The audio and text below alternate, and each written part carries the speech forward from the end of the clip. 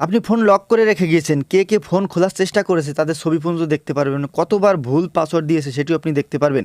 তো এর জন্য প্রথমে আপনি প্লে স্টোরে চলে আসবেন, প্লে স্টোরে এসে এখান থেকে সার্চ করবেন থার্ড আই। এরপরে এই যে অ্যাপসটা, এই অ্যাপসটা আপনি ইনস্টল করে নেবেন। ইনস্টল হয়ে গেলে এরপর ওপেন করবেন।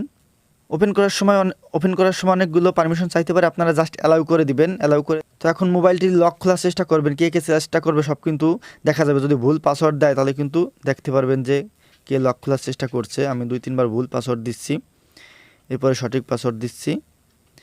এরপর দেখার জন্য আপনি সেই থার্ড আই অ্যাপসের মধ্যে চলে আসবেন। আসার পরে উপরে ডান পাশে দেখুন ফটো লক, ওখানে ক্লিক করবেন। দেখুন আমি লক খোলার চেষ্টা করেছি, আমার ছবি কিন্তু এখানে উঠে এসেছে।